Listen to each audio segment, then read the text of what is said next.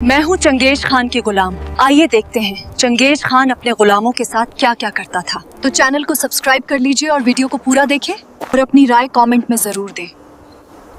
Mongolia के ठंडे और वीरान पठार, यहाँ की हवाओं में आज भी एक अजीब सी सिहरन है। 800 साल पहले इन्हीं हवाओं ने दुनिया को एक ऐसी चेतावनी दी थी जिसे किसी ने गंभीरता से नहीं लिया, और वो चेतावनी एक इंसान के रूप में आई थी, तिमुजिन, जिसे दुनिया आज चंगेज खान के नाम से जानती है। इतिहासकार कहते हैं कि अगर आप 13वीं सदी में पैदा हुए होते तो चंगेज खान का नाम सुनते ही आपकी नसें जम जाती। यह सिर्फ एक राजा नहीं था, यह एक प्राकृतिक आपदा थी। उसने अपने जीवन काल में लगभग 4 करोड़ लोगों को मौत के घाट उतारा। यह उस समय की दुनिया की आबादी का 11% था। कहा जाता है कि उसने इतना खून बहाया कि पृथ्वी का तापमान गिर गया, क्योंकि इतने लोगों के मरने से कार्बन उत्सर्जन कम हो गया था। लेकिन सवाल यह है, क्या वह सिर्फ एक पागल हत्यारा था या एक ऐसा जीनियस जो जानता था कि डर इंसान के दिमाग को काबू करने का सबसे बड़ा हथियार है। चंगेज खान की जीत का राज उसकी तलवार में नहीं, उसके दिमाग में था। उसने मनोवैज्ञानिक युद्ध का आविष्कार किया था। जब मंगोल सेना किसी शहर पर हमला करती तो वे एक भयानक तकनीक अपनाते। वे पकड़े गए कैदियों और गुलामों को मारते नहीं थे, बल्कि उन्हें अपनी सेना के सबसे आगे खड़ा करते थे। सोचिए उस मंजर को। दुश्मन के तीरंदाज जब मंगोलों पर तीर चलाते तो उन्हें अपने ही देश के निहत्थे लोगों, अपने भाइयों और बेटों को मारना पड़ता था। इन गुलामों को मानव ढाल की तरह इस्तेमाल किया जाता था। चंगेज खान जानता था कि दुश्मन का मनोबल तोड़ने के लिए उसे शारीरिक नहीं बल्कि मानसिक चोट पहुंचानी होगी। साल 1206 में मंगोल साम्राज्य की स्थापना के बाद 1209 में उसने तंगुत साम्राज्य पर हमला किया। वहां उसने 30,000 गुलामों को सबसे आगे खड़ा कर दिया। मंगोल सेना को खरोंच तक नहीं आई और तंगुत साम्राज्य लाशों के ढेर में बदल गया। चंगेज खान का एक और अजीब शौक था। वह जीत का जश्न महलों में नहीं बल्कि खोपड़ियों के पिरामिड बनाकर मनाता था। जब वह किसी शहर को जीतता तो वहां के हर जीवित प्राणी, इंसान, कुत्ते, बिल्लियां, सबको मारने का आदेश देता। उसका तर्क था, अगर कोई भी जिंदा बचा तो वह भविष्य में मेरे खिलाफ बगावत कर सकता है। इतिहासकार जुवैनी लिखते हैं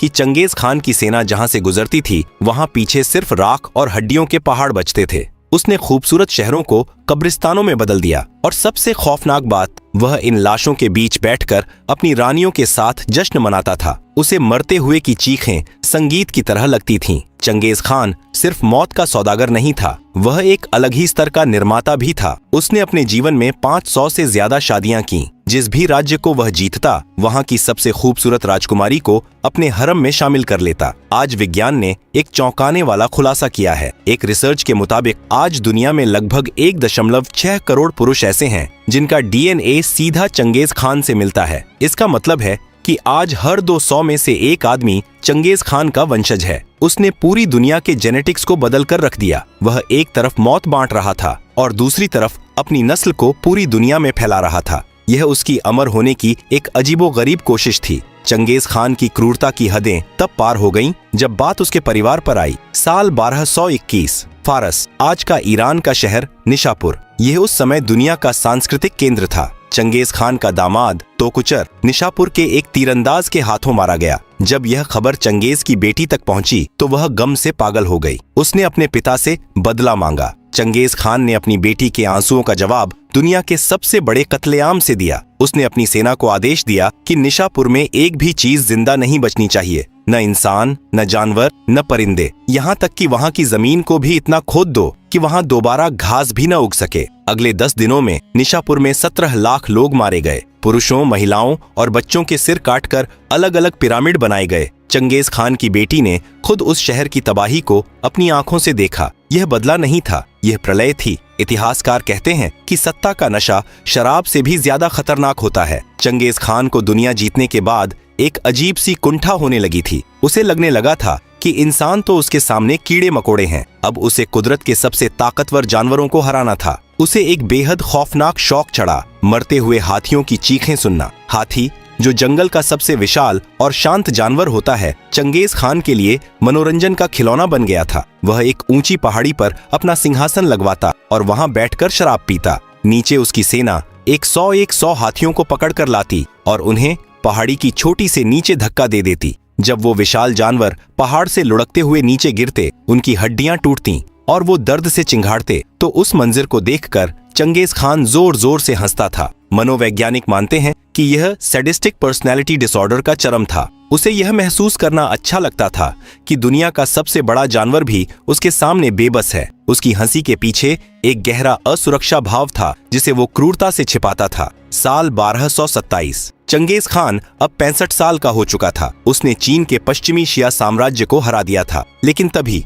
अचानक उसकी मौत हो गई। आज तक यह एक रहस्य है कि उसकी मौत कैसे हुई। इतिहास में दो प्रमुख थ्योरीज हैं। मंगोल इतिहासकार कहते हैं कि शिकार करते वक्त वह अपने घोड़े से गिर गया था, उसे अंदरूनी चोटें आईं और कुछ दिनों बाद उसकी मौत हो गई। दूसरी लोक कथाओं का रहस्य ज्यादा प्रचलित और खौफनाक है। कहा जाता है कि पश्चिमी शिया साम्राज्य को हराने के बाद चंगेज खान ने वहां की एक खूबसूरत राजकुमारी को अपनी दासी बनाने के लिए अपने तंबू में बुलाया। वह राजकुमारी अपने कपड़ों में एक खंजर या कैंची छुपाकर लाई थी। जैसे ही चंगेज खान ने उसे छूने की कोशिश की, उसने चंगेज को एक गहरा घाव दिया। अत्यधिक खून बहने से उस विश्व विजेता की एक तंबू के अंदर तड़प तड़प कर मौत हो गई। सच जो भी हो, अगस्त 1227 में दुनिया का सबसे बड़ा कसाई मर चुका था, लेकिन उसकी मौत ने एक नए खून खराबे को जन्म दिया। मरने से ठीक पहले चंगेज खान ने अपने बेटों को बुलाया और एक ऐसा आदेश दिया जो आज तक एक पहेली बना हुआ है। उसने कहा कि मेरी कब्र का पता किसी को नहीं चलना चाहिए। मुझे ऐसे दफनाना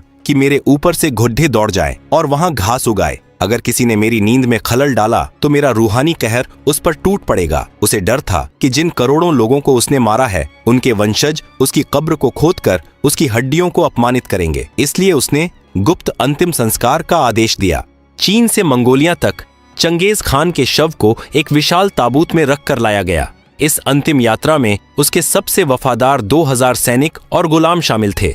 लेकिन यह कोई आम अंतिम यात्रा नहीं थी, यह मौत का जुलूस था। चंगेज के बेटों ने आदेश दिया था कि रास्ते में जो भी मिले, इंसान, जानवर, परिंदा, उसे मार डालो। किसी को पता नहीं चलना चाहिए कि महान खान की लाश यहाँ से गुजरी है। सोचिए उस मंजिर को, हजारों किलोमीटर का सफर। रास्ते में जो भी गांव आया उसे जला दिया गया। जो किसान खेत में काम कर रहा था उसका सिर काट दिया गया। जो व्यापारी रास्ते से गुजर रहा था उसे तीरों से भून दिया गया। मकसद सिर्फ एक था, कोई गवाह जिंदा न बचे। इतिहासकार अनुमान लगाते हैं कि सिर्फ उसकी लाश को दफनाने के लिए ले जाते वक्त ही रास्ते में लगभग 20,000 बेगुनाह लोगों को मार दिया गया था। आखिरकार वो काफिला मंगोलिया के एक गुप्त स्थान पर पहुंचा। कुछ लोग कहते हैं कि यह बुरखान खालदुन पहाड़ के पास था, जहां चंगेज का बचपन बीता था। वहां एक विशाल कब्र खोदी गई। चंगेज खान को उसके बेशकीमती खजाने, हथियारों और 40 दासियों, जिन्हें शायद जिंदा दफनाया गया, के साथ दफन कर दिया गया। लेकिन अब उस गुप्त वसीयत का सबसे खौफनाक हिस्सा पूरा होना था। जिन 2000 गुलामों ने कब्र खोदी थी, जैसे ही उनका काम खत्म हुआ, चंगेज के सैनिकों ने उन सभी 2000 गुलामों का सिर काट दिया ताकि वो गुलाम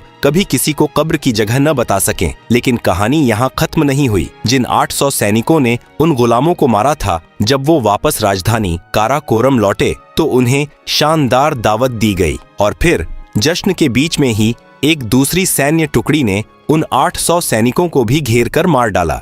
गवाहों को मारा गया, कब्र खोदने वालों को मारा गया और कब्र खोदने वालों को मारने वाले सैनिकों को भी मार दिया गया। इस तरह चंगेज खान की कब्र का राज हमेशा के लिए दफन हो गया। मंगोलिया के बुरखान खालदुन पहाड़ की तलहटी। चंगेज खान को दफनाने और सभी गवाहों को मारने के बाद उसके जनरलों ने एक ऐसा काम किया जो इंसानी दिमाग से परे था। उन्हें डर था कि सिर्फ मिट्टी के नीचे दबाना काफी नहीं है। लोक कथाओं और कुछ चीनी दस्तावेजों के मुताबिक मंगोल सेना ने एक पूरी नदी के बहाव को रोक दिया। हजारों गुलामों, जिन्हें बाद में मार दिया गया, ने नदी के रास्ते को मौत दिया। चंगेज खान की कब्र सूखी नदी के तल में खोदी गई। जब दफनाने का काम पूरा हो गया तो नदी के पानी को वापस छोड़ दिया गया। आज चंगेज खान की कब्र के ऊपर पानी बह रहा है। न कोई निशान, न कोई टीला, न कोई पत्थर, सिर्फ बहता हुआ पानी जो अपने नीचे दुनिया के सबसे बड़े विजेता और शायद दुनिया के सबसे बड़े खजाने को छुपाए हुए है। इतिहासकार मानते हैं कि चंगेज खान की कब्र में सिर्फ उसकी हड्डियां नहीं हैं, उसने अपने जीवन में 72 देशों को जीता था। चीन का रेशम, फारस का सोना, रूस के हीरे और भारत की सीमा से लूटा गया धन, ये सब कहाँ गया? चंगेज खान को दौलत का शौक नहीं था, लेकिन मंगोल परंपरा के अनुसार एक योद्धा को उसकी कमाई के साथ दफनाया जाता है ताकि अगली दुनिया में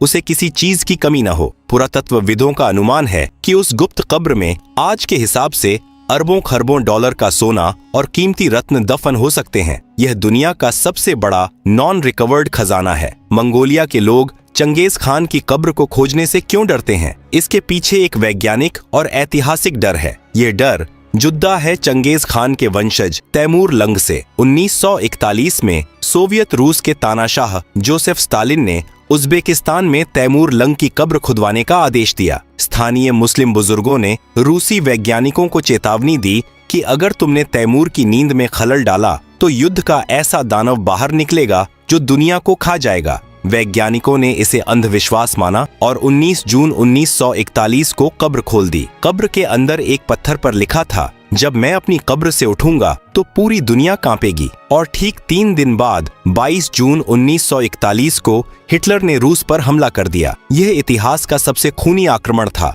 जिसमें करोड़ों रूसी मारे गए। मंगोलिया के लोग मानते हैं कि अगर तैमूर की कब्र खोलने से इतना विनाश हुआ तो सोचिए, अगर चंगेज खान की कब्र खोली गई तो दुनिया का क्या हश्र होगा। मंगोलिया में 240 वर्ग किलोमीटर का एक इलाका है जिसे इख खोरिग या द ग्रेट टाबू कहा जाता है। पिछले 800 सालों से इस इलाके में किसी भी आम इंसान का जाना मना है। चंगेज खान की मौत के बाद उसके सबसे वफादार सैनिकों का एक कबीला जिसे दरहात कहा जाता है, उन्हें इस इलाके की रक्षा की जिम्मेदारी दी गई थी। ये दरहात लोग आज भी वहाँ मौजूद हैं। 8 सदियों से पिता अपने बेटे को और बेटा अपने बेटे को यह जिम्मेदारी सौंपता आ रहा है। उनका काम कब्र की पूजा करना नहीं बल्कि उसे दुनिया से छुपाकर रखना है। वे कहते हैं अगर खान वापस आए तो प्रलय आ जाएगी। सोवियत शासन के दौरान भी इस इलाके को हाईली रिस्ट्रिक्टेड जोन रखा गया था। वहां जाने की कोशिश करने वाले कई विदेशी खोजी रहस्यमयी तरीके से बीमार पड़ गए या गायब हो गए। 1990 के दशक में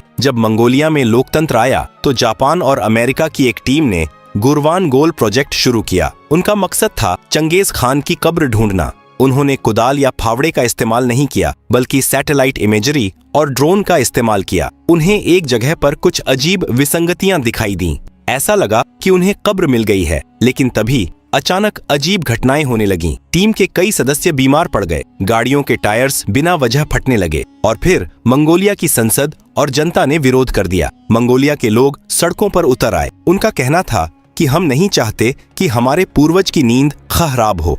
वह हमारे लिए भगवान है और भगवान को लैब में टेस्ट नहीं किया जाता। मजबूरन विदेशी वैज्ञानिकों को अपना बोरिया बिस्तर समेटकर वापस जाना पड़ा। अगर आप आज मंगोलिया की राजधानी उलान बातर जाएं, तो आपको एक अजीब सा विरोधाभास देखने को मिलेगा। पूरी दुनिया के लिए चंगेज खान एक कसाई और राक्षस था, लेकिन मंगोलिया के लोगों के लिए वह राष्ट्रपिता है। वहाँ की करेंसी पर चंगेज खान की तस्वीर है। वहाँ के इंटरनेशनल एयरपोर्ट का नाम चंगेज खान एयरपोर्ट है। यहाँ तक कि वहाँ की सबसे महंगी वोदका और बियर ब्रांड्स भी चंगेज खान के नाम पर हैं। मंगोलियाई लोग उसे प्यार से चिंगिस खान बुलाते हैं। उनका मानना है कि उसने बिखरे हुए कबीलों को एक किया, उन्हें एक पहचान दी और मंगोलिया का नाम दुनिया के नक्शे पर हमेशा के लिए अमर कर दिया। सोवियत रूस ने 70 सालों तक मंगोलिया में चंगेज खान का नाम लेने पर पाबंदी लगा दी थी, लेकिन 1990 में जैसे ही मंगोलिया आजाद हुआ, चंगेज खान की वापसी एक भगवान की तरह हुई। आज वहां उसकी 131 फीट ऊंची स्टेनलेस स्टील की मूर्ति खड़ी है जो पूरब की तरफ देख रही है, अपने घर की तरफ। इतिहास का सबसे बड़ा व्यंग्य देखिए, जिस इंसान ने करोड़ों लोगों को मारा उसी ने आज की ग्लोबलाइजेशन की नींव रखी। इसे इतिहास में पैक्स मंगोलिका कहा जाता है। चंगेज खान की क्रूरता ने एक ऐसी शांति स्थापित की थी कि कहा जाता था कि एक जवान लड़की अपने सिर पर सोने का थाल लेकर यूरोप से चीन तक पैदल जा सकती थी और उसे कोई छेड़ने की हिम्मत नहीं करता था। चंगेज खान ने रेशम मार्ग को फिर से जिंदा किया। पहली बार पूरब और पश्चिम जुड़े। चीन का कागज, प्रिंटिंग प्रेस और बारूद मंगोलों के रास्ते ही यूरोप तक पहुंचा। अगर चंगेज खान न होता तो शायद यूरोप में पुनर्जागरण इतनी जल्दी न आता। उसने दुनिया का पहला इंटरनेशनल पोस्टल सिस्टम याम बनाया था, जिससे संदेश हजारों मील दूर कुछ ही दिनों में पहुंच जाते थे। उसने तलवार से दुनिया को काट दिया, लेकिन व्यापार और संस्कृति के धागे से उसे दोबारा सिल भी दिया। जैसा कि हमने पहले जिक्र किया था, चंगेज खान मरा नहीं है, वह हम में से कियों के खून में जिंदा है। स्टार क्लस्टर क्रोमोसोम, यह एक खास तरह का वाई क्रोमोसोम है जो आज एशिया के 8% पुरुषों में पाया जाता है। वैज्ञानिक मानते हैं कि यह चंगेज खान का ही लीनिएज है।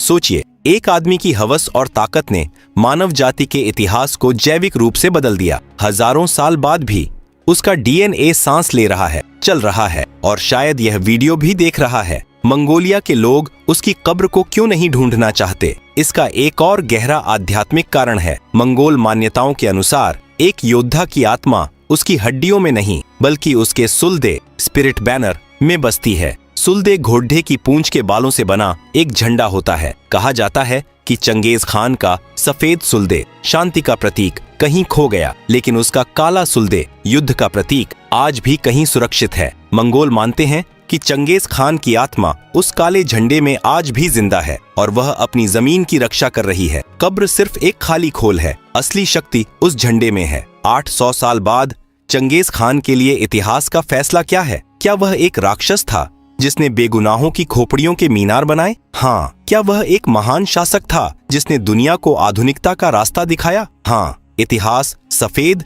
या काला नहीं होता, वह ग्रे होता है। चंगेज खान एक ऐसा तूफान था जिसने पुराने सड़े गले साम्राज्यों को उखाड़ फेंका और एक नई दुनिया के लिए रास्ता बनाया। उसकी कहानी हमें सिखाती है कि इंसान के अंदर देवता और दानव दोनों एक साथ रह सकते हैं। आज बुरखान खालदून की पहाड़ियों में किसी अज्ञात जगह पर दुनिया का सबसे बड़ा विजेता खामोशी से सो रहा है। उसके ऊपर नदियां बह रही हैं, घोड़े दौड़ रहे हैं और जंगल उग आए हैं। उसने अपनी वसीयत में कहा था, मेरा नाम मत मिटने देना। और देखिए, 8 सदियों बाद भी हम और आप उसके बारे में बात कर रहे हैं। उसने मौत को भी हरा दिया,